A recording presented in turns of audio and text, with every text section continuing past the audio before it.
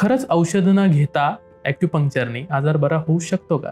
जगातलं सगळ्यात मोठं 500 बेडेड हॉस्पिटल जे आहे बीजिंगला, ते सगळं ॲक्युपंक्चरने चालतं. कुठल्याही आजाराचं मूळ नक्की काय असतं आणि आजार होणं म्हणजे नक्की?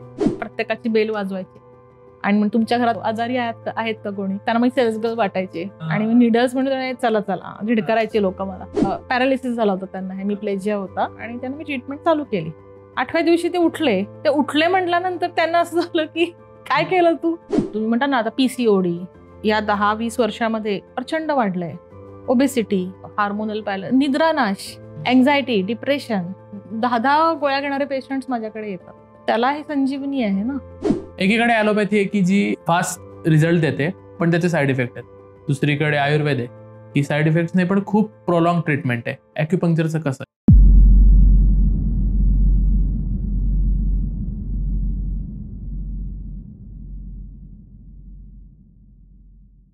मंडळी नमस्कार. वैचारिक किड्याच्या वैचारिक गप्पांमध्ये तुमचं पुन्हा एकदा स्वागत आहे. आपल्याला काहीही आजार झाले तरी गोळी घ्यायची सवय लागली आहे. डोकं दुखलं काय किंवा थोडा जरी ताप आला काय. पण जर मी तुम्हाला सांगितलं की एक असं शास्त्र आहे जे भारतात विकसित झालंय ज्याच्या माध्यमातून आपण एकही गोळी न घेता आपला कुठलाही आजार बरा करू शकतो. खरंच असं शास्त्र आहे ज्याचं नाव आहे ॲक्युपंक्चर. तर ॲक्युपंक्चरच्याच प्रॅक्टिशनर सुमिता सातारकर मॅम आज वैचारिक किड्यावर आल्यात. त्यांच्याशी आपण भरपूर गप्पा मारणार आहोत. एपिसोड शेवटपर्यंत नक्की बघा. मॅम खूप खूप स्वागत आहे तुमचं. धन्यवाद. आणि खूप लोकांना ॲक्युपंक्चर बद्दल माहितीच नाही आणि आपण मेडिकलमध्ये जाऊन पटकन गोळी घेतो आणि पटकन आपल्याला रिलीफ मिळतो. तर खरंच औषध न घेता ॲक्युपंक्चरने आजार बरा होऊ शकतो का? हो सर्वेश, हा प्रश्न अनेक लोकांना कायम असतो. ॲक्युपंक्चर म्हटलं की कपाळावर आठ्या येणार नाही तसं होत नाही, कारण त्याच्याबद्दल गैरसमजच जास्त आहेत. आणि पहिला गैरसमज म्हणजे सुई. ॲक्युपंक्चरचा अर्थ काय आहे? ॲक्यूस म्हणजे निडल, लॅटिन वर्ड येतो. पंक्चर इज टू पेनिट्रेट, प्रक्षेप करणं. सो ॲक्युपंक्चरमध्ये सुई हा भाग महत्वाचा असल्यामुळे ती भीती जी आहे लोकांच्या मनात की नको सुई, ती दुखणार, इंजेक्शन कोण असं अंगाला लावून घेतं, दुसरं सुई आहे म्हणजे इन्फेक्शन होणार, त्याच्याने आपल्याला इन्फेक्शन होऊ शकतात, अनेक तरी, आणि त्याच्याने काही बरं वाटत नाही, हे लोकांचे गैरसमज असल्यामुळे ही खूप कॉमन रिॲक्शन जी तू दिलीस आता, एकही गोळी न घेता, एकही गोळी न देता, कुठलंही औषध न देता पेशंटला पूर्ण ह्याच्यातनं बरं वाटतं. आणि सगळ्यात मोठा गैरसमज ॲक्युपंक्चरचा असा आहे, जसं मी सुयांबद्दल बोलले, की ही फक्त पेन मॅनेजमेंट ट्रीटमेंट आहे. पेन होतंय का तेवढ्यापुरतं ॲक्युपंक्चर घ्या आणि तुम्ही बरे व्हा. पेन मॅनेजमेंटला तुम्ही पेन किलर पण घेऊ शकता, पण तुम्हाला हे रिपीटेडली पेन येत आहे, तुम्ही किती पेन किलर घेणार? तर ॲक्युपंक्चर पेन मॅनेजमेंट पेक्षाही पेन हिलिंग, म्हणजे ते लक्षण ट्रीट करत नाही तर त्याचं कॉज ट्रीट करतं. ह्याच्यामध्ये तुमच्या मनाचा, भावनांचा, प्राणशक्तीचा खूप म्हणजे म्हणतात ना डीपली अभ्यास केला गेलेला आहे. आणि त्याचा आपल्या शरीरावरती कसा परिणाम होत असतो, त्याच्याने आजार आपल्याला कसे होतात आणि ॲक्युपंक्चर नक्की तुमच्या शरीरावरती काय करतं, हे सगळं आपल्याला ह्याच्यामध्ये सांगता येईल. थोडंसं तुमच्या पर्सनल जर्नीकडे येऊ. जेव्हा सुरू केलं तुम्ही तेव्हा तर माहितीच नसेल लोकांना. आजच ही अवस्था आहे, तर पूर्वी तर खूप बिकट असेल. तुम्ही पाहिलेला पहिला पेशंट कोण होता? पहिला पेशंट मी नाही विसरणार त्यांना. ऍक्च्युली मी 1.5 वर्ष पेशंट शोधत होते. मला कोणी म्हणजे मी अरण्येश्वर, मी राहत होते बिबेवाडीत, तर मी सहकार नगर इकडं तिकडं मी रोज डबा घेऊन निघायचे 11:30-12 प्रत्येकाची बेल वाजवायची आणि मग तुमच्या घरात कोणी आजारी आहे का, हो आजारी आहेत का कोणी, त्यांना मग सेल्स गर्ल वाटायचे आणि मी नीडल्स म्हणून चला चला झिडकारायचे लोक. मला 1.5 वर्ष कोणीच मिळालं, कोणीच मला, मी फुकट देते म्हटलं तरी लिटरली फेरीवाल्यासारखे काम होतं. हा तसंच करत होते. एक दिवशी असं झालं की अरण्येश्वरच्या त्या मंदिर आहे ना त्या पुढे असे बसकी घर आहेत बघ, तिथे एक आजी धान्य पाकडत होत्या आणि बाहेरच ह्याच्यावरती एक आजोबा असे झोपलेले होते. तर त्या आजींना मी म्हटलं यांना काय झालंय, त्या झिडकाळ तुला काय करायचंय वगैरे. म्हटलं ते यांना काय झालंय सांगा, मी त्यांना उपचार देईन. कशाचं देणार काय, मग ह्याच्याने तो म्हातारा मेला तर कोण जबाबदारी घेणार? तसं काही नाही होणार, मी करू शकते का? ते म्हणले मी पैसे नाही देणार. नका देऊ म्हटलं तुम्ही. आणि ते पॅरालिसिस झाला होता त्यांना, हेमिप्लेजिया होता आणि त्यांना मी ट्रीटमेंट चालू केली. 8व्या दिवशी ते ते उठले म्हटल्यानंतर त्यांना असं झालं की काय केलं तू? अच्छा. शेजारचे पाजारचे मग सगळे मी लावायला लागले की सगळे येऊन बघायचे मी काय करते. आणि मग गुडघ्याला दुखीला बरं होतं का ग? मग मी म्हटलं मला निदान निडल्सचे पैसे दे. आता 10 लोक यायला लागलेत.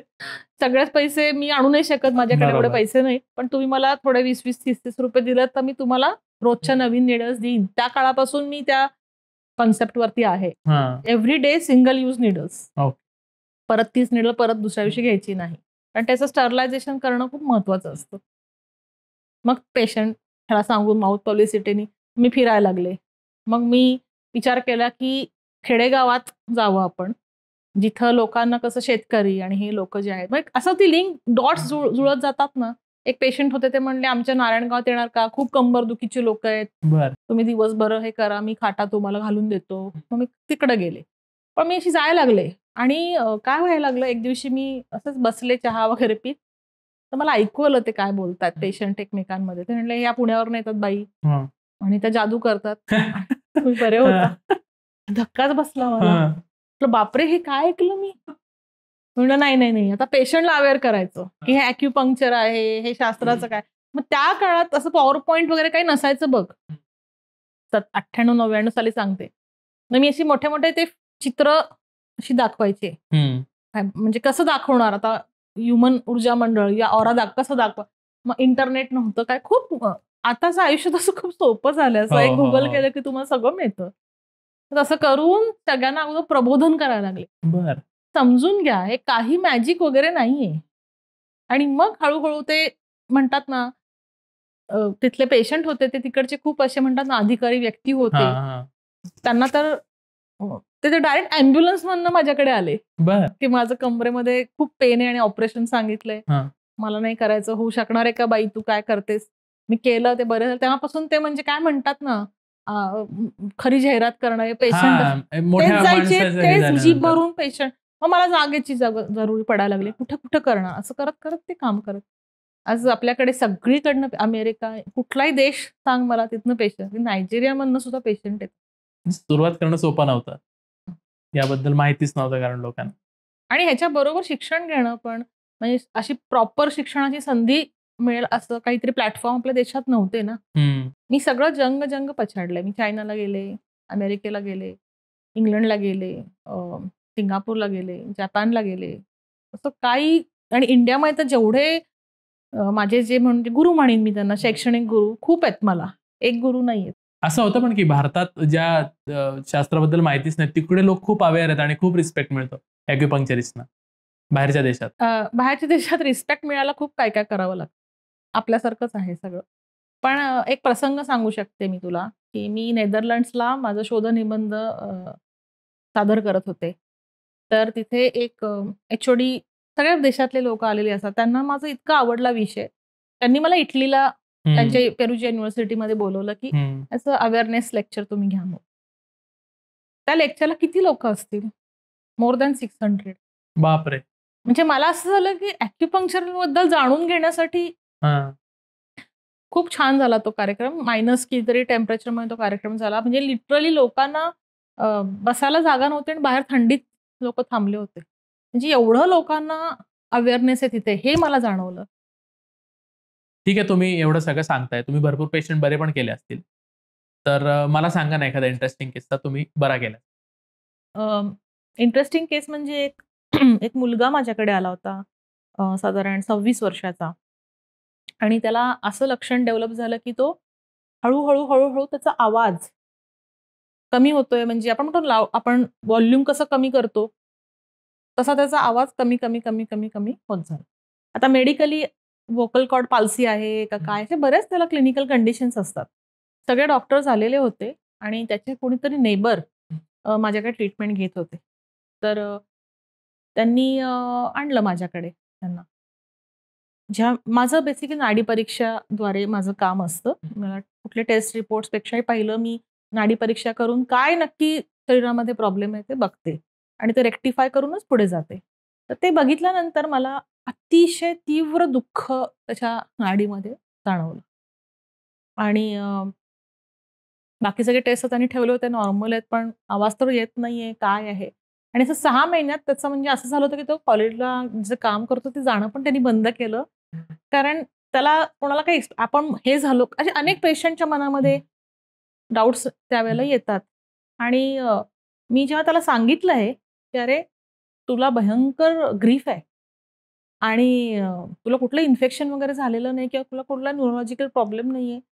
तुझ्या आयुष्यात आत्ता काही वर्षापूर्वी काही ट्रॉमा घडलाय का? आणि तो रडायला लागला. आणि त्यांनी सांगितलं माझे वडील 2 वर्षापूर्वी अचानक कार्डियाक अरेस्टने गेले. सो आता हे संभाषण जेव्हा माझ्यात आणि पेशंटमध्ये चालत असतं, तुला असं वाटेलच हे काय संभाषण चाललंय एका क्लिनिकमध्ये जाऊन. तेच ना, म्हणजे काय होतंय, गोळी लिहून द्या आणि मी घेतो. आमच्या हीच क्लिनिकमध्ये सवय असं सगळ्यांना. हो, असं आहे. त्याला मी सांगितलं मी ट्रीटमेंट देते तुला. तू काही काळजी करू नकोस. आणि त्याने Google रिव्ह्यूज देतात पेशंट, आमच्याकडे टेस्टिमोनियल्स असतात, सगळं असतं. 15व्या दिवशीपर्यंत तो पूर्ण बोलायला लागला होता. त्याचा आवाज तसा आलेला होता. आता तुम्ही पेशंटलाही मिरॅकल वाटतं, मॅजिक वाटतं. मला खूप प्रेमाने लोकं मॅजिक लेडी म्हणतात, पण म्हणते नाही. ॲक्युपंक्चर हे परिपूर्ण शास्त्र आहे. परिपूर्ण शब्द फार महत्वाचा आहे याच्यात. परिपूर्ण मी का म्हणते? कारण इथं फक्त तुमचा बॉडी म्हणून विचार नाही होत. You are as a whole. So तुम्हाला काय वाटतं तुम्ही एक फक्त शरीर आहात? तू म्हणजे फक्त डोळे, नाक जे दिसतोयस तसं आहेस का? तर आपण त्याच्या पलीकडे आहोत. आपलं शरीर हे बनलेलं आहे चेतना म्हणजे प्राणशक्तीने. ही जी वैश्विक ऊर्जा आहे ती आपल्या शरीरामध्ये प्रवेश करून सतत वाहत आहे. एखाद्या पाण्याचा झरा कसा असतो तसा. आणि ती आपल्या पेशीपर्यंत जे आपलं स्मॉलेस्ट युनिट आहे, वर्किंग युनिट, त्याच्यापर्यंत ती पोहोचते. ओके. ह्या प्राणशक्तीच्या मार्गाने मेरिडियन्स म्हणतात शास्त्रीय भाषेत. आणि ॲक्युपंक्चर पॉइंट्स म्हणजे त्या चॅनलवरती उंचवटे किंवा असे म्हणतो आपण, त्याला काय म्हणूया, खड्डे नाही म्हणता येणार पण क्रिस्टॅन ट्रफ्स तसे आहेत. ते जवळजवळ 3000 आहेत. आणि नुसतं कानावरतीच 200 आहेत. बापरे. पण त्याची एक मोडॅलिटी आहे ॲक्युपंक्चर म्हणजे ऑरिक्युलर थेरपी म्हणतात. ती पण आम्ही वापरत असतो. तर ती चेतना शक्ती सतत तुमच्यामध्ये वाहत असते. ती जेव्हा संतुलित असते तेव्हा तुम्ही निरोगी असता. ओके. ती जेव्हा असंतुलित होते त्याच्या मार्गात ते अडथळे येतात आणि ती पोचू शकत नाही तर आजाराची निर्मिती होते. आता मी हे सोपं करून सांगते, इतकं सोपं ते नाहीये. कुठल्याही आजाराचं मूळ नक्की काय असतं आणि आजार होणं म्हणजे नक्की काय? जसं मी सांगत होते की प्राणशक्तीचं उदाहरण द्यायचं झालं तर तुम्ही बागेमध्ये पाणी घालत असाल, पाईपनी पाणी घातलं असशील तू, छान पाणी येतंय आणि सडनली तुला दिसतं की पाईप मधलं पाणी कमी झालं. तू काय करतोस? तू पाईप चेक करतोस अगोदर, फ्लो बघतोस. पाईप मध्ये तुला दिसतो ट्विस्ट आणि तू ट्विस्ट काढतोस आणि पाणी यायला रेग्युलर होतं. ॲक्युपंक्चर ते आहे. अच्छा. समजा तू थंड हवेत गेलास आणि तुला खूप किंवा पावसात भिजलास आणि दुसऱ्या दिवशी तुला सर्दी झाली आणि तुला ताप आला, त्याला आपण काय म्हणणार, ॲक्यूट आजार, जो इन्फेक्शन झालं काय. आपण काय करतो, औषधं घेतो आणि बरे होतो. किंवा आपण बाहेर काही खातो आणि आपलं पोट खराब होतं, ॲक्यूट प्रॉब्लेम आहे हा. पण तुम्ही सगळं छान खाताय, छान घरात राहताय, हायजिनिक आहात, तरी तुमची वर्षानुवर्ष तुम्हाला सर्दी आहे, सायनोसायटिस आहे किंवा तुम्हाला कोलायटिसचा त्रास आहे, IBS म्हणतो आपण, तर मग काहीतरी गडबड आहे. आणि त्याचं कारण जातं अंतर्घटकात. आणि ते अंतर्घटक कुठले आहेत? 5 मूळ घटक आहेत आपल्या भावना. राग, जॉय म्हणजे आनंद, दुःख, बेचैनी आणि भीती. पण हे 5 भावना ज्या आहेत या आपल्या 5 मुख्य अवयवांशी जोडले गेलेल्या आहेत. म्हणजे रागाचा संबंध यकृताशी आहे, लिव्हरशी आहे. लिव्हर आपलं त्याची एनर्जी आपल्या डोळ्यांना कनेक्टेड असते. आता जेव्हा माणूस चिडतो तेव्हा डोळे लाल होतात, बघितलं? हो, लाल बुंद होतात. तसं प्रत्येक भावना ही आपल्या म्हणजे जसं आनंदाचा संबंध आपल्या हृदयाशी आहे. असा रिसर्च केला गेला की जिथे जेवढ्या लोकांना हार्ट डिसीजेस आणि हार्ट अटॅक्स येत आहेत खूप, त्याचं रिझनिंग घेतलं तर ते लॅक ऑफ हॅपीनेस मध्ये सापडलेलं आहे. अच्छा. आता हा आध्यात्मिक विषयाकडे मला नाही जायचं, पण ही भावना ही डिरेक्टली तुमच्या त्या व्हायटल ऑर्गनशी कनेक्टेड आहे. त्याचा संबंध, ब्लड वेसल्स आणि मग पुढच्या तुमच्या सिस्टीम्सला ते कनेक्टेड असतं. बेचैनीचा संबंध पोटाशी म्हणजे स्टमक आणि स्प्लीनशी आहे. तर तुम्ही अनुभवलं असेल, तुम्हाला कुठेतरी जायचं आहे, तर तुम्हाला पोटामध्ये असं बेचैनी जाणवते. कित्येक लोकांना अँझायटीमुळे ऍसिडिटी आणि पोटाची तक्रार असते. त्याचं कारण अँझायटीशी रिलेटेड आहे ते. दुःखाचा संबंध तुमच्या फुफ्फुसांशी, व्होकल कॉर्ड, त्या मुलाचं मी आता उदाहरण दिलं. हो, तो दुःखात होता आणि त्यामुळे त्याला ते पण तो म्हटला मला कोणीचही सांगितलं नाही अच्छा. की मी कुठलेही डॉक्टर मी हे केले नाहीत. मी त्यांच्या ह्याच्याबद्दल बोलत नाहीये, पण ते करता आलं कारण ॲक्युपंक्चरमध्ये ही सोय आहे म्हणेन मी, की आपण समजून घेऊ शकतो की कुठली एनर्जी कुठे लॅक्ट आहे, कुठे बंद पडली आहे, कुठली सिस्टीममध्ये ते जात नाहीये. ते सगळं बघणं शक्य आहे ॲक्युपंक्चरमध्ये आणि म्हणून त्याला बरं वाटलं. आणि 5वी इमोशन मी म्हटलं तसं भीती. भीतीचा संबंध किडनीशी आहे आपल्या. किडनीचा संबंध आपल्या बोन सिस्टीमशी आहे. त्याच्यावरनं पण मी एक केस सांगते. एक असाच म्हणजे 30शी मधला तरुण IT मधला आणि त्याची भयंकर कंबर दुखत होती. बरं. म्हणजे त्याला सायटिका म्हणून डायग्नोज पण केलं होतं. नंतर स्पॉन्डिलोसिस म्हणून डायग्नोज आणि तो माझ्याकडे आला आणि त्याचं सगळं व्हिटॅमिन B12 सुद्धा सगळं नॉर्मल होतं. म्हणजे जनरली कसं बसून IT मध्ये हे पोश्चरल चेंजेस झाल्यामुळे त्रास होतोच. पण तसेही चेंजेस त्याच्या MRI मध्ये वगैरे नव्हते. तो म्हटला माझं काय चुकतंय अमकं तमकं.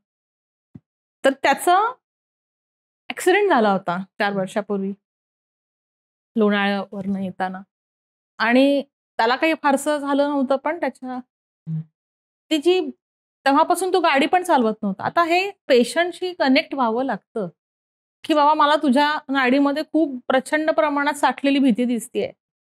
तुला काही मला सांगायचंय का? त्यांना रजिस्टर होतं, पण कित्येक हा पेशंट पण ओपन अप होत नाही. बरोबर. पण मी म्हटलं तुझ्या त्यामध्ये ती भीती इज कॉझिंग यू लंबर पेन. तुझं तसा प्रॉब्लेम आहे. तू ट्रीटमेंट घेऊन बघ तुला काय वाटतंय. आणि मग असं होतं की काही तर पेशंट्सला पहिल्या सिटिंगमध्ये 70-80% पेन कमी होतं. पण हे पेन मॅनेजमेंट नाहीये. तिसऱ्या सेटिंगमध्ये थोडंसं परत जाणवतं. 4थ्या सेटिंगमध्ये कमी होतं. कम्फर्टेबलला ते 5व्या सेटिंगपर्यंत येतात. मग त्यांच्या लक्षात येतं, अच्छा भीती मला असं होऊ शकतं मला मॅडम. ते होऊ शकतं. मग त्यांना पण हे एक्सप्लेनेशन मी पुस्तकं त्याच्यासाठी पेशंटसाठी पुस्तकं लिहिली आहेत, की ज्याच्यामुळे त्यांना मी एज्युकेट करते, की हे असं काही मिरॅक्युलस नाहीये. हे प्रचंड जुनं एन्शियंट वैद्यकीय शास्त्र आहे. जवळजवळ 3000 वर्षापूर्वीचं भारतीय. डॉक्टरकडे आपण जेव्हा जातो तेव्हा डॉक्टर गोळ्या औषधं देतात आणि त्याच्यासोबत सगळ्यात महत्त्वाचं सांगतात पथ्य. ॲक्युपंक्चर हे शास्त्र जेव्हा आपण अवलंबतो तेव्हा पथ्य किती पाळायची गरज? पथ्यपेक्षा मी म्हणेन ना आपली जीवनशैली ना खूप विचित्र झाली आहे.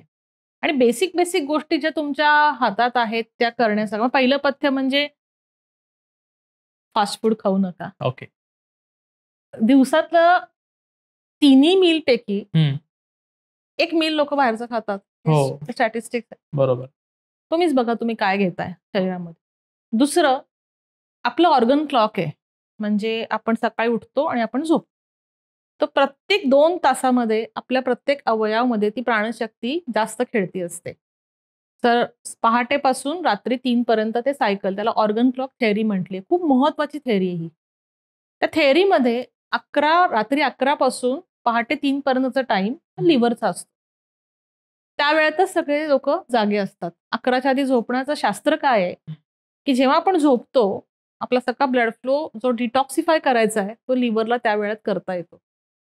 तुम्ही 11, मग 12, 1, 2, 3 असे जागे राहता आणि मग झोपता. तेव्हा लिव्हरला त्याचं काम करता येत नाही. आणि मग फिजिकली टॉक्सिन्स हे आजाराचं किती मोठं कारण आहे.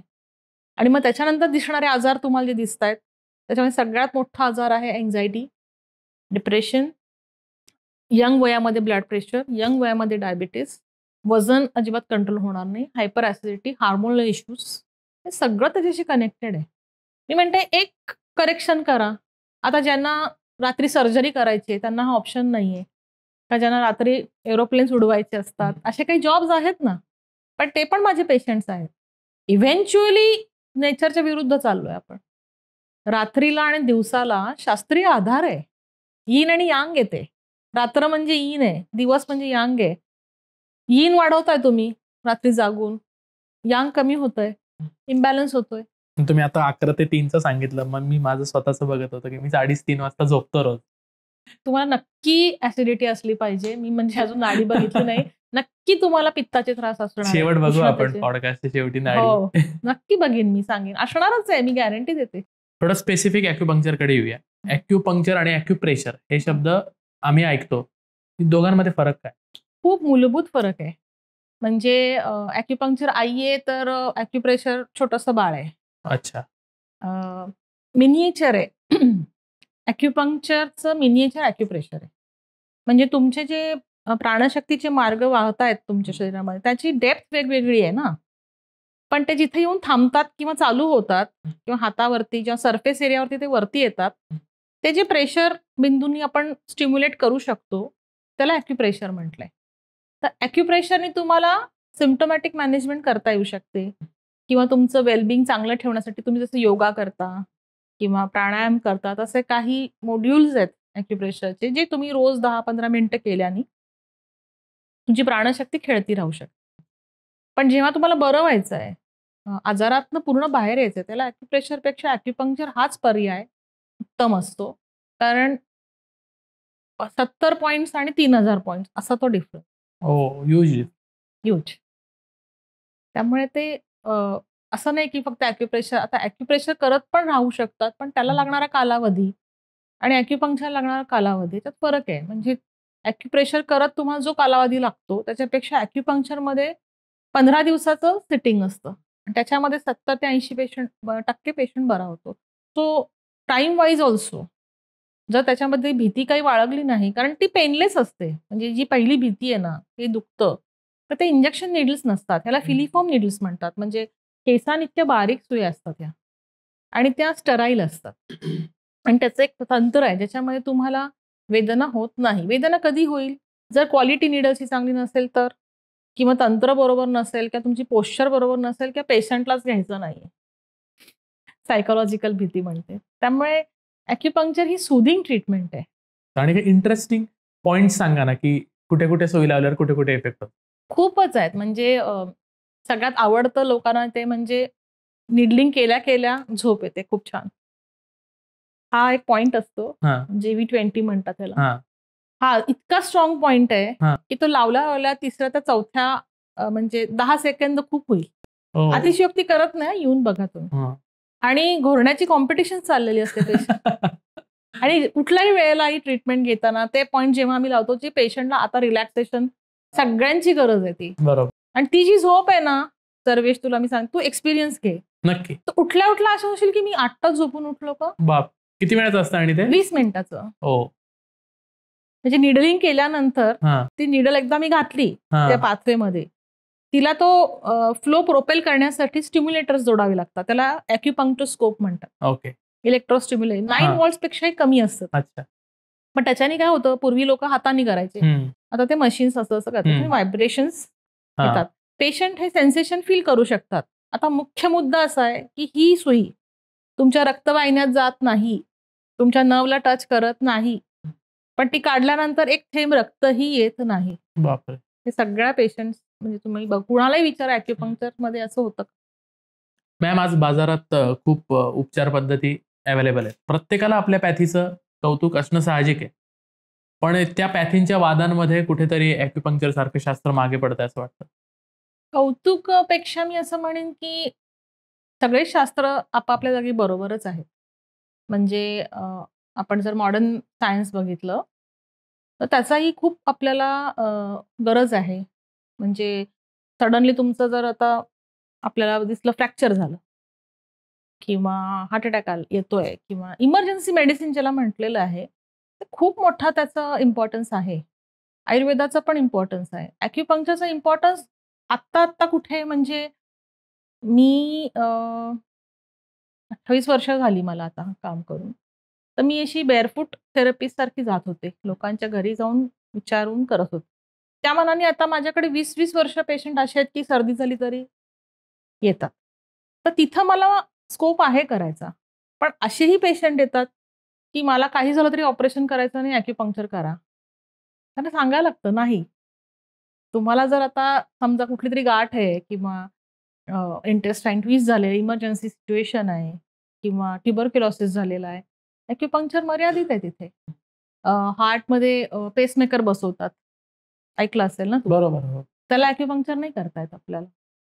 किंवा कार्डियाकचे कंडक्शन डिफेक्ट्स असतात. जन्मतः काही अॅनामोलीज होतात. त्याला ॲक्युपंक्चर मर्यादित आहे, तिथं नाही करू शकत. पण अर्धशिशी म्हणजे त्यांचं त्या पेशंट्सचं क्वालिटी ऑफ लाईफच गेलेलं असतं. मायग्रेन सारखे आजार, सायनोसायटिस आहे, कोलायटिस आहे, ब्रॉन्कायटिस आहे, अस्थमा आहे, तुम्ही म्हणता ना आता PCOD या 10-20 वर्षामध्ये प्रचंड वाढलंय. ओबेसिटी, हार्मोनल बॅलन्स, निद्रानाश, अँक्झायटी, डिप्रेशन. काय याला औषधं 10-10 गोळ्या घेणारे पेशंट्स माझ्याकडे येतात. त्याला हे संजीवनी आहे ना. बरोबर. पण ते ओळखून असलं पाहिजे. हे काही कॉम्पिटिशन नाहीये. त्यामुळे प्रत्येक शास्त्राची गरज आपल्याला असते, असं माझं मत आहे. म्हणजे इंटिग्रेट केलं पाहिजे त्याला. एकीकडे ॲलोपॅथी आहे की जी फास्ट रिझल्ट देते, पण त्याचे साईड इफेक्ट आहेत. दुसरीकडे आयुर्वेद आहे की साईड इफेक्ट्स नाही, पण खूप प्रोलॉंग ट्रीटमेंट आहे. ॲक्युपंक्चरचं कसं आहे? ॲक्युपंक्चरला मी म्हटलं तसं 15 दिवसाची ट्रीटमेंट आहे. नंतर मग लागले तर 7 म्हणजे 30 ते 40 सेटिंग्स अशी ट्रीटमेंट असते साधारण मेजॉरिटी ऑफ केसेसमध्ये. पण साईड इफेक्ट्स नाही आहेत त्याला. म्हणजे झाले तर इफेक्ट होणार नाहीत. कारण तुमच्याच बॉडीतली प्राणशक्ती आपण खेळती करतोय ना. आपण एक्सटर्नल काय फक्त निडल्स यूज करतोय. तर त्याच्याने काही त्रास होणार नाही. माइल्ड ह्याच्या म्हणजे काही लोकांना आपण जे सॅनिटेशन करतो म्हणजे डिसइन्फेक्टंट्स लावतो, म्हणजे डेटॉल आणि हे त्याची ॲलर्जी असते. त्याच्याने थोडंसं किंचित रॅश येतो. हा एक साईड इफेक्ट म्हणू शकतो. त्याला डिसइन्फेक्टंट करायलाच लागतं. सरफेस क्लिनिंग करावंच लागतं आणि मग निडलिंग करावं लागतं. किंवा एका मला पेशंटने विचारलं होतं, काय हो ॲक्युपंक्चरचं ॲडिक्शन होतं का? की इतकं छान वाटतं, सारखं इथंच यावंसं वाटतं. म्हटलं त्या फिलिंगचं ॲडिक्शन होऊ शकतं. ॲडिक्शन कशाचं नाही होऊ शकत. बरोबर. पण सायंटिफिकली नाही होत, असं त्याचं उत्तर आहे. पण मी म्हणेन प्रत्येक शास्त्र त्याच्या जागी योग्य काम करतंय आणि ते तेवढंच महत्वाचं आहे. म्हणजे ॲलोपॅथीला साईड इफेक्ट्स आहेत म्हणून ते घ्यायचं असं नाही मी म्हणणार. माझं अजिबात मत नाही. कितीतरी पेशंट्सला सांगते, स्पेशली डायबिटीसचे पेशंट्स, ब्लड प्रेशरचे पेशंट्स, ह्यांचं शुगर कंट्रोलमध्ये येते बिकॉज ऑफ ॲक्युपंक्चर. त्यांचं ब्लड प्रेशर मेंटेन राहायला लागतं. दॅट डझंट मीन की त्यांनी औषधं सोडली पाहिजेत. कारण हे आजार नाही आहेत, हे लक्षणं आहेत. बरोबर. तुमची कधीही शुगर शूटअप होऊ शकते, तुमचं कधीही ब्लड प्रेशर वाढून तुम्हाला स्ट्रोक येऊ शकतो. सो जे ते घ्यायला पाहिजे ते घ्यायला पाहिजे. हां, डोसेज कमी होतात. काही आता माझ्याशी असोसिएटेड काही ॲलोपॅथिक डॉक्टर्स आहेत, ज्यांना ते सल्ला देतात आम्हाला, आमच्या पेशंट्सला. त्यांच्याशी आम्ही कोऑर्डिनेट करतो आणि ते वा छानच आहे, मग मी यांच्या गोळ्या इतक्या कमी करतो. म्हणजे हे सगळं कसं आहे ना, हे कोलॅबोरेटिव्ह काम आहे. कारण पेशंट ॲज अ होल बरा व्हायला हवा आहे आपल्याला. बरोबर ना? बरोबर. सो ॲलोपॅथीला साईड इफेक्ट आहे म्हणून ती वाईट आहे असं मी अजिबात म्हणणार. माझं मतच नाहीये. ते इमर्जन्सी मेडिसिन आहे. तो पण भाग खूप महत्वाचा आहे आपल्यासाठी. ओके. आणि या शास्त्राला मान्यता आहे सरकारची? हो, म्हणजे खूप मोठा त्याच्यासाठी एक इतिहास लिहिला जाईल अशी ती गोष्ट आहे. पूर्वी आपल्या देशामध्ये ॲक्युपंक्चर हिला थेरपी समजलं जायचं. पण सगळ्या बाहेरच्या देशांमध्ये आता चायना, लोकांना चायनीजच वाटतं ॲक्युपंक्चर. जगातलं सगळ्यात मोठं 500 बेडेड हॉस्पिटल जे आहे बीजिंगला, जिथं मला इंटर्नशिप करायची संधी मिळाली. ते सगळं ॲक्युपंक्चरने चालतं. बापरे! Can you believe? इतकं त्याचं प्रगल्भता त्या शास्त्रात जपानमध्ये, एशियन कंट्रीजमध्ये, अमेरिकेमध्ये, इंग्लंडमध्ये, सगळीकडे. तर मग आपल्या देशात असं काय आहे, की म्हणजे काय आम्हाला भटकावं लागतं घरोघरी लोकांच्या, घ्या हे करा. म्हणून आम्ही एक लढा दिला सरकारबरोबर. माझे सर आहेत डॉक्टर बेरामजी, त्यांच्या हाताखाली आम्ही सगळे काम करत होतो. आमची असोसिएशन आहे आणि खरं सांगते 2015 साली महाराष्ट्र सरकारने खूप महत्वाचं पाऊल उचललं आणि त्यांनी ह्याला शास्त्र म्हणून मान्यता दिली. ॲक्युपंक्चर हे परिपूर्ण शास्त्र आहे. त्याला राज्य सरकारची मान्यता आहे. त्याला 2017 साली ॲक्ट आला आणि महाराष्ट्र ॲक्युपंक्चर परिषदेची स्थापना झाली. डॉक्टर बेरामजी त्याचे अध्यक्ष आहेत आणि काउन्सिलचं 2 कामं आहेत की केली त्यांनी. पहिलं म्हणजे स्टँडर्डायझेशन ऑफ प्रॅक्टिससाठी लायसन्सिंग केलं प्रॅक्टिशनर्ससाठी, ज्याच्यासाठी त्यांना थरो एक्सटेन्सिव्ह एज्युकेशनल प्रोग्राम मधनं सगळ्यांना जावं लागलं. पात्रता परीक्षा द्यावी लागली. जे पास झाले त्यांना लायसन्स देण्यात आलं. आणि आता शिक्षण ॲक्युपंक्चर पुढचा टप्पा तो आहे. आणि त्याची पायाभरणी चालू आहे की ॲक्युपंक्चर हा इतिहासच आहे ना.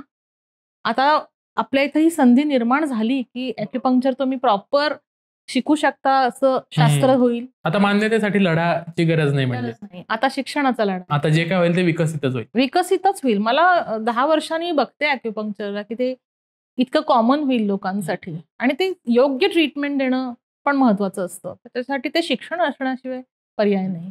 आता लढा तो व्यवस्थित पार पडल्यामुळे पुढे विकसित होईल. मला थोडं इतिहासात जायचंय. काय इतिहास ॲक्युपंक्चर शास्त्राचा? आपलं देशामध्ये वैद्यकीय शास्त्र खूप प्रगल्भ होतंय तर मी सांगितलं आणि त्याचे रेफरन्सेस पण दिले. पण सिस्टमॅटिक म्हणजे आपण ना भारत देश ऍक्च्युली कल्चरली म्हणजे संस्कृतीने पण खूप रिच होतो. म्हणजे अध्यात्माचा संबंध आपल्या जगण्याशी जोडला गेलेला होता. आपण जगलं कसं पाहिजे म्हणजे आपण काय खाल्लं पाहिजे ते सण सुद्धा आपले सायंटिफिकली अभ्यास करून दिलेले आहेत. आपण जे पोशाख घालतो, जे दागिने घालतो, अलंकार घालतो आणि आपण जसं जगायला पाहिजे हे सगळं लिहून ते लोक करत होते त्यावेळेला. त्यामुळे एक परिपूर्ण जीवन, समाधानी, आनंदी, स्ट्रेस हा फॅक्टर हा आत्ताचा नवीन आजार आहे स्ट्रेस. असतील चॅलेंजेस तेव्हाही, मी असं नाही म्हणत. पण त्यामुळे लोक चांगलं निरामय आयुष्य जगत होते. खरं सांगायचं तर आता ब्रिटिश, आपण सगळ्यांनी हा इतिहास शिकलेलो आहोत. घराघरामध्ये आयुर्वेद असणारा आपला देश. आजीचा बटवा म्हणतो ज्याला आपण. मी तेच म्हणणार एका पांढऱ्या गोळीने ताप जातो 10 मिनिटात. आज आपण कोणीही मेडिकल शॉपमध्ये जाऊन औषध घेऊ शकतं. मला शास्त्राबद्दल प्रॉब्लेम नाही.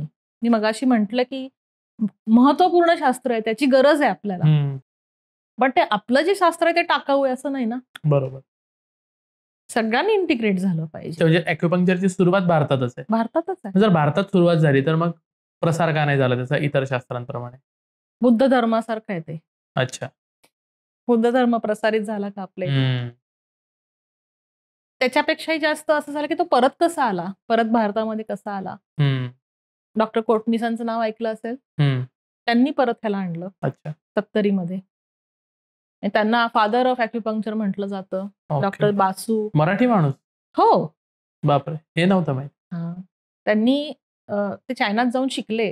म्हणजे त्यांची अशी हिस्ट्री आहे की ते वॉरमध्ये काम करत होते चायना ह्याच्यामध्ये. त्यांनी पाहिलं की त्यांच्या सोल्जर्सला ॲक्युपंक्चर करतायत आणि ते पटापट बरे होत आहेत. ते त्यांना क्युरॉसिटी डेव्हलप झाली. नंतर ते झालं सगळं. त्याच्यानंतर एक 17 डॉक्टरांची टीम, डॉक्टर जे.के. बासू म्हणून पण फार महत्वपूर्ण व्यक्ती आहेत, ज्यांनी शिक्षण पण आणलं भारतामध्ये ॲक्युपंक्चरचं, वेस्ट बेंगालमधले. आणि त्यांनी तो शिकून म्हणजे अगदी त्यांनी ग्राउंड हेल्थ वर्कर्स बनवले. ते म्हणले मला पडायचंच नाही, मला लोकांपर्यंत फार मोठे डॉक्टर होते डॉक्टर कोटणीस. खूप समाजसेवा केली त्यांनी. त्यांनी ॲक्युपंक्चर ते वापरायला सुरुवात केली आणि शिकवायला सुरुवात केली. तसं ते परत भारतामध्ये 1975 मध्ये पसरायला लागलं. अशा पद्धतीने ते परत आलं. आणि हे खरोखर भारतामध्ये महाराष्ट्र सरकारांनी ह्याला राज्य मान्यता देणं हा खरोखरच इतिहासच आहे. नाहीतर काय आहे सांग बरं मला. कुठेतरी त्या इतिहासामधले मी भाग आहे असं मला वाटतं आणि मी आभार मानते परमेश्वराचे. क्या बात आहे. थोडे मिथ्स आहेत काही. मिथ्स म्हणण्यापेक्षा म्हणजे मी ऐकलंय हे मिथ आहेत का खरं आहे तुम्ही सांगा. सुयांना औषधं टोचून मग ते याला लावून टोचलं जातं, हे कितपत खरं आहे? अजिबात खरं नाही. काही संबंधच नाही. त्या इंजेक्शन्स नाहीये म्हटलं. जसं सुईला बॉडी आहे आणि शाफ्ट आहे आणि त्याला जोडलेला असतो तो इलेक्ट्रोड असतो आणि त्याच्यात कुठेही पोकळी नाहीये की ज्यातनं आपण औषध देऊ शकू. असं जगात कुठेही म्हणजे नॉट इव्हन इंडिया, कुठेही जगात ॲक्युपंक्चरमध्ये कुठलंही औषध दिलं जात नाही. पण एक होमिओ ॲक्युपंक्चर म्हणून काही लोक प्रयोग करतात युरोपमध्ये, जिथं ते काय करतात की त्यांच्या टिंक्चर्समध्ये बुडवून ठेवतात सुया आणि त्यांचा जो अभ्यास असतो की ज्याच्याशी तो संबंध. होमिओपॅथी, आयुर्वेद, ॲक्युपंक्चर एकाच फिलॉसॉफीवर चालतं, प्राण थेअरी. तर ते होमिओ ॲक्युपंक्चर करतात. पण ते होमिओपॅथीचा त्यांचा अभ्यास आहे ते करू शकतील. पण असं आम्ही तरी काही करत नाही. आता सध्या पण हा प्रश्न खूप महत्वाचा आहे की लाईफस्टाईलच बदलली आहे. म्हणजे मी कितीही ठरवलं तरी 2च्या आधी मी झोपूच शकत नाही. कधी कधी काम असतं, कॉल्स असतात. मग जर या बदललेल्या लाईफस्टाईल सोबत सुद्धा निरोगी राहायचं असेल तर काय वे आउट? ॲक्युपंक्चर घ्या. हो. माझं गॅरेज आहे. सर्व्हिसिंगला येत कारण राहायचं. हे याला काही पर्याय नाही. ॲक्युपंक्चर बद्दल बोलताना असं बोललं जातं की जोपर्यंत ट्रीटमेंट तुम्ही घेताय तोपर्यंत तुम्हाला बरं वाटणार. ट्रीटमेंट सुटली की पुन्हा तो आजार उद्भवणार. हा खरं आहे. गैरसमज आहे ना. आपण इतक्या वेळा बोललो असं नाहीये, कारण आपण हील केलंय पेशंटला. त्यामुळे तो परत तेवढा टेम्पररी आहे किंवा पेन मॅनेजमेंटच आहे हे याच्याने काय असं होऊच शकत नाही. कारण तुमचं पूर्ण म्हणतात ना सगळ्या सिस्टीम मधला जेवढा काही कचरा आहे तो ह्याच्याने निघतो. हम्म. आणि जे अँटी इन्फ्लमेटरी व्हायला पाहिजे ते नॅचरली झाल्यामुळे तुम्ही बरे होता. त्यामुळे ती संजीवनी आहे. आणि ॲक्युपंक्चरची ट्रीटमेंट घेतल्यामुळे ऑपरेशन टळलंय अशा काही केसेस सांगा ना. पण जिथे जेन्युइनली खरंच ऑपरेशन करायची गरज नाहीये. कॉमन उदाहरण द्यायचं म्हणजे खूप लोकांना कंबरदुखीचा त्रास असतो. IT मधले स्पेशली आणि डिस्बल्ज वगैरे होतो. तर ग्रेड 3 पर्यंतचे पेशंट ज्यांना ॲक्च्युअली सर्जरी असते रेकमेंडेड पण ते बरे होतात. ते पूर्णपणे बरे होतात ह्याच्यात. असे कितीतरी म्हणजे आम्ही त्याचा डेटा दाखवू शकतो आणि त्या केसेसमध्ये तुम्हाला टाळता येऊ शकते. पण तेच तुम्ही मला विचाराल नी जॉईंट लिगामेंट टेअर झालेला आहे. तर ॲक्युपंक्चरनी होईल का? तर फारसं 100% त्याला फायदा होणार आणि तिथं सर्जरीच करायला पाहिजे. असं आहे ते. केस टू केस तुम्हाला बघितलं जनरलाइज्ड मत देणं थोडंसं प्रशस्त वाटत नाही मला. असे कुठले आजार आहेत की ते आजार ज्या पेशंटना झालेत त्यांनी ॲक्युपंक्चरची ट्रीटमेंट घ्यावी आणि ॲक्युपंक्चरने हमखास बरे होतातच? इन्सोमनिया, निद्रानाश, हम्म. बेल्स पाल्सी, फेशियल पाल्सी बद्दल ऐकलंयस तू? नाही. असं हां, तोंडवाकडं. प्रॉब्लेम खूप पटकन ॲक्यूट स्टेजेसमध्ये एका 15 दिवसाच्या ट्रीटमेंटमध्ये फेस करेक्शन होतं. ओके. त्यांनी घेतलं पाहिजे. ॲक्युपंक्चर संजीवनी आहे त्यांच्यासाठी. हम्म. मायग्रेन, हम्म. ऑटो इम्युन डिसीजेस आहेत जसे काही अर्थरायटिस म्हणतो आपण संधिवात. आत्ताचं सगळ्यात जास्त कॉमन आहे स्पॉन्डिलायटिस, सर्वायकल आणि लंबर. कामामुळे बसून बसून जे होतं ते acidity, anxiety, colitis, IBS, constipation, त्याच्यानंतर मस्क्युलर पेन, स्किन प्रॉब्लेम्स जे असतात, सोरियासिस वगैरे ऐकलंय का तू कधी? ऐकलं ना. त्याच्या हे सगळ्याला ॲक्युपंक्चरचा प्रचंड फायदा होतो या लोकांना. ओबेसिटी, हार्मोनल प्रॉब्लेम्स ह्यांनी ॲक्युपंक्चरच घेतलं पाहिजे. म्हणजे फर्टिलिटीमध्ये इनफर्टिलिटीमध्ये तर काही गायनेकॉलॉजिस्ट ऑब्स्टेट्रिशियन्स जे आहेत ते ॲक्युपंक्चरला आता हे करायला लागलेत, म्हणजे त्याचा सपोर्ट घ्यायला लागलेत, इंटिग्रेट करायला लागलेत. इतका त्याचा इफेक्ट होतो. सुमिता मॅम खूप खूप थँक्यू. तुम्ही वैचारिक गप्पांमध्ये आलात. ॲक्युपंक्चर बद्दलची जी सखोल माहिती होती की जी आम्हाला नव्हती ती आम्हाला आज या गप्पांमधून मिळाली. आणि मंडळी मला खात्री आहे तुम्हाला सुद्धा ती माहिती मिळाली असेल. सुमिता मॅमचं जे क्लिनिक आहे त्याची वेबसाईट आहे तर ती आम्ही तुम्हाला देत आहोत. सोबत संपर्क क्रमांक सुद्धा आहे. जेव्हा तुम्हाला गरज वाटेल तुम्ही नक्की संपर्क करा. आणि आपण भेटूया वैचारिक क्रीडाच्या पुढच्या भागामध्ये. वैचारिक क्रीडाला सबस्क्राईब करा. हा व्हिडिओ सगळ्या मित्रांसोबत शेअर करा. Thank you so much. धन्यवाद.